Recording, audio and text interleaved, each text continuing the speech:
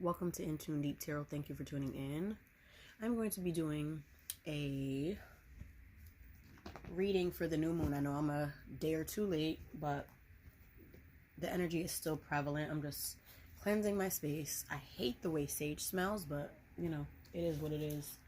I miss my Palo Santo, but I keep forgetting to go to the crystal shop to get some more. Cleansing all of my cards so that we get the energy straight, get the messages clearly, cleanse myself, cleanse my hands. All right. If you're looking for a personal reading, that information will be in the description box. So we can look into your personal situation, your energy, or, you know, whatever you'd like to ask, and we can look into that. I'm going to pull a couple oracles to see what's going on with the energy. Let me start with the animal spirit. What divine messages do we have for the collective, for myself, and those who are tuning in to this energy, this full moon in Gemini during this Sagittarius season? Forgive me, my throat is still not 100% and I'm a little stuffy again, but that's the nature of living in, I guess, cold climates. First card we have out is Scorpion. We just got out of Scorpio season. Let's see what this energy is saying. Let's see. I'm going to read it from the book because I really do love the detailed descriptions that Kim Kranz does for her cards and decks. Scorpion energy. Let's see. This is a fire energy, fire signs, Leo, Sagittarius, Aries energy. Here we go. Scorpion, passionate, competitive, tends toward isolation. The Scorpion is a passionate and determined creature. Their career is very important to them, as they are a few select friends. Sometimes the Scorpion's heat festers and they focus on the unresolved event from the past, usually a situation where they left feeling burned. So this is under that fire energy. And you can see at the tip of the tail, we have that, you know, prevalent fiery tones in the artwork. The Scorpion card says it's time to come clean about your feelings so everyone can heal and you can get back to your usual fiery but fun self. When in balance, wild and free, fierce. When out of balance, jealous, resentful, and unresolved. To bring into balance, honesty and forgiveness. So when I'm reading this card, I'm almost getting like a sense that there are people, those of us, you know, myself included, who are ruminating on old situations where your mind is trying to find some sort of connection between a situation and trying to, you know, it didn't come out in your favor and you could have been left burned or feeling down or feeling left out or abandoned or with unresolved issues and unanswered questions. This is a sign during this full moon to let that go. Ruminating will not help. And a lot of our minds, sometimes we just sit and fester on things that we cannot change. So this is a call to figure out how to release this, how to release your mind from this mental gel. It's like that 8 of Swords in the traditional tarot energy. Free yourself from things and focus on, you know, whatever. Sometimes we're not going to get closure on certain situations and we have to find self-closure because not everyone who you connected with is going to give you the answers that's going to feed your soul and bring you at ease. So new moons are about manifesting and using that new moon energy to go through the phases of the moon and carry that energy and help you through those new projects, new manifestations, new prayers, new things that you want to come into your life. And the full moon, when we're at the peak, is about letting things go. So that energy that you're harnessing, you are being called to let that go, okay? All right, had to get a sip of coffee. Okay, so I'm going to pull one more. I feel the need to. One more animal spirit. Whoa, almost went in my coffee. Tarantula, another fiery energy. This is a fire under the fire signs. Tarantula. And it's crazy that we're getting these right under, you know, this Sagittarius sun. So let's see what this energy talks about. It says at a crossroad, claiming life's purpose. The tarantula represents a moment when a great decision must be made.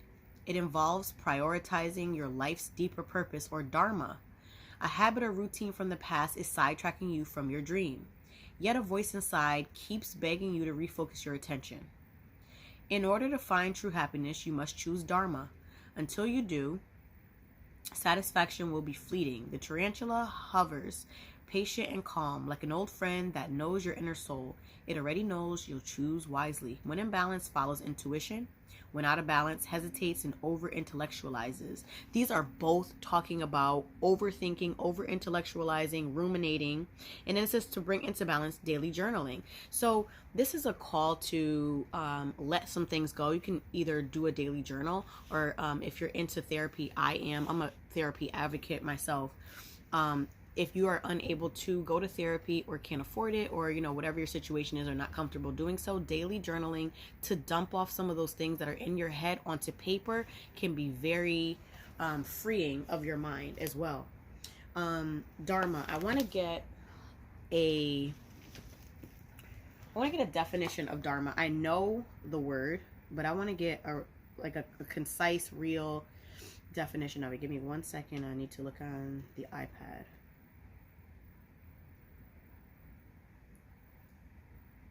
All right, it says dharma. In Indian religion, the eternal and inherent nature of reality, regarded in Hinduism as a cosmic law, underlying right behavior or social order. In Buddhism, it says the nature of reality regarded as a universal truth taught by the Buddha, the teaching of Buddhism. And also one more translation says an aspect of truth or reality. All right. So for those of us who, myself included, who didn't know what dharma is, there it is. So I think it's all about living in truth, this energy is about living in truth, freeing yourself from things that are sidetracking you, because in order to go forward, you have to dump off some things from the past. So these may be some things, whatever came to mind when I was reading that, and whatever was on your heart and on your mind while I was reading those things, those may be the two situations, or whatever that is blocking you from moving forward. We want to release. This is the last full moon of this year. And this is the last chance that we get to dump all that yucky stuff and go into that new year being a new us, just not wanting to do things that we were doing in the past that way anymore. And we are trying to move toward bigger and better things. Okay. So I'd like to go into some tarot. And I chose some darker cards. This is the black deck. Yeah, this is the black tarot, excuse me. I'm using this one, and I'm also probably going to use Deviant Moon, since we are talking about this full moon in Gemini. All right, what messages do we have? What divine messages do we have for this energy? We are releasing, we are forgiving, we're forgiving ourselves, we're forgiving other people. And forgiveness is a hard one, because a lot of times our mind goes to thinking that if we forgive someone, we're kind of saying that what you did was okay and it's right. It's not about that. It's a release for you to get it out of your energy and to accept what is, and to move forward and free yourself from that energy and that situation. Okay. All right. So let's get some cards. First card out, we have the Sun. Wow. The happiest card in the deck is the Sun. I really do truly believe that it's a reminder for us to understand that, God, Allah, the universe, really wants us to be happy. It is our birthright. It is what God wants for us. It is what the universe wants for us. Everything is always conspiring to get you back on track and to get you back to happiness. Okay. A lot of times we kind of think that, karma is against us, or, we're reaping what we sow, and, we have bad luck. But this is a reminder that everything is working in your favor. Always remember that, and always carry that with you, because when you are in that energy, you will exude that energy and attract good things to you. Another card that also came out too was the Queen of Wands. The Queen of Wands, whenever I see it, if you can see this figure, it's someone who is unapologetically unapologetically themselves, right? So this speaks of confidence, being in your raw power, knowing your power, walking around like, you know, I am supposed to be happy, and you know what, I'm not going to apologize for it. You know, this Queen of Wands energy is definitely something that we want to walk into or achieve for this new year. More divine messages.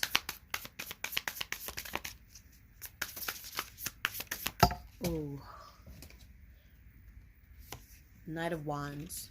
So some of us need a little bit of fire under our belt to move towards some of our hopes and dreams. And maybe some of us were a bit impulsive this year and not really thinking some things through. But then this is for some of the people who felt like they didn't have much energy. There is this fiery spark that is needed, that's going to propel a lot of us forward. Another card that ended up coming out was the King of Cups. So I think a lot of us who have been extremely disconnected from our feelings. I'm feeling a lot of feelings today. The moon has moved from Gemini. Like I said, I'm doing this a day or two late. We came out of this full moon energy. The moon is still really big. I actually seen it as I was laying in the bed, rising above the houses across the street. So we're still really big. The energy is still prevalent, but we're going from that Gemini energy and we moved into Cancer. I'm not sure if you can see it, but we are now in Cancer moon. And I think this is a reminder that it is okay to feel our feelings and to purge them out. We do go through these moon cycles. The moon is responsible and influences our emotions heavily, and we go through the entire zodiac when it comes to the moon every 29.5 days. So, you know, some of those watery moons are to help us purge some things out. So if you need purging, understand that crying and connecting to your divine feminine energy is a must. Next card out, we have Temperance, but we don't stay there too long. And you know what? Here's the moon here. We have the full moon phase, and we also have the half moon. So it's about having like a healthy balance between being in full emotions mode and also knowing when to hold back and when to kind of cut it off, because we can't stay in that energy too much. We have to have some sort of balance. We all have the divine feminine and divine masculine energies. We just have to know and master how to keep them balanced. The divine masculine energy is to help us with our logic, and the divine feminine energy is to help us balance out our emotions and to feel as well. So there's some sort of tempering that needs to go on after this purging that you may experience, and there's some releasing that a lot of us seem to need to do. Let's get a couple more cards out. What divine messages do we have for this full moon Gemini energy during this Sagittarius season? All right, we have the Four of Spears, which is about being closed off. If you see this character, there's some blockages in the heart area, or those I want to say it's the lower chakras on up through the heart. So those chakras, this card is a reminder of those chakras for me. Those are responsible for our groundedness, and how safe that we feel in our bodies and our confidence. And that's really prevalent with that Queen of Wands energy that came out, and also the King of Cups for the heart, and the Temperance. I'm kind of keeping them all balanced. So I think during this season, if you are purging and trying to be happy and making sure you're not being blocked off to emotions, and temper yourself and know when to cut off your emotions, and when you've had enough of your purging and not staying in a depressed state, or, you know, constantly crying, I think we definitely can all get somewhere. The Eight of Spears is next. Working on it, which is the Eight of Pentacles. Working toward that will work. We will get to our goals. Working on our confidence, working on feeling safe within our bodies, working on being balanced in our emotions and in our hearts. Knowing when to speak, knowing when not to. All right. A couple more cards for this energy. Oops. Okay, here we go. You got the Devil. So there's been a lot of fear here. So the next card that ended up coming out was the Devil card. So there is a great deal of fear, and I feel like it's attached to the ego. I think that a lot of times our ego wants to protect us and stay in this energy of like, I'm never going to allow anyone to make me feel like that again. But there's great power in releasing, great power in healing, and great power in not staying stuck in stagnant bad energy. The people who have caused some of these things that some of us need to let go, that's their energy, and you are a more high vibe person. So I feel like this is a fresh new start for you all. This is that new fiery spark, the Ace of Wands, which is also again fiery energy. It's like we're juggling in between, trying to with this Two of Spears, which is the Two of Pentacles. We're juggling in between worlds. We're at the threshold of trying to figure out if we want to just shut ourselves out and be completely alone, or do we want to be higher vibed and release that and go back into the world, or go back into being social or being around people and allowing new relationships to take hold, and not hold on to and harp on energy in old situations that we really don't have any power in anymore. They shouldn't serve us anymore because it's the past. There's a saying that says something about going into the past will depress you because there's nothing that you can do to change it. And then there's also something that says you can't worry too much about the future because it'll make you anxious, right? So let me cleanse this deck and get an archetype to close out this reading. Some advice, some divine advice. Some divine advice from this Archetypes Oracle. Let's see what comes out. Ooh. Whoa. Here we go. The Mother. Cancer energy. This is Cancerian energy. It's a water energy. It's a nurturing energy. Let's read what the Mother had. And it's the first card. Like I said, we're under a Cancer moon right now. It says the Great Mother, the feminine, the source. The Mother is part of the trifecta. Maiden, Mother, Crone. Because of the relationship between them, take special note when these cards appear in a reading together. Notice how the Mother archetype is expressed in nature. This is perhaps the most balanced and benevolent form of the Mother's grace. The key words for this again is the Great Mother, the feminine, the source. So some of you need to tap into that feminine energy like I was just talking about, or balance your feminine energy. All right. It says we begin our archetypal story with the Mother's love. Through her sensual, fertile, and life-giving energy, all creation takes form. Regardless of our birth story, each of our hearts beat for the first time in the warm womb of the Mother, where she offered resources from her body for the building of our own. Yet her tale is not so simple, as the Mother, especially on the earthly plane, contains both light and dark aspects of the feminine. With the best of intentions, the Mother wraps her loving arms around her creations and begins to grip what she meant to set free. The Mother both nurtures and prohibits growth. She gives yet clings. She creates yet restricts. Amid this complex energy, the Mother holds the key to the eternal challenge of love. When light, glowing, generative, creative, and nurturing. When dark, dim, exhausted, controlling, and limiting. Go deeper, read Tao Te Ching, Chapter 1, and imagine the Mother of 10,000 things.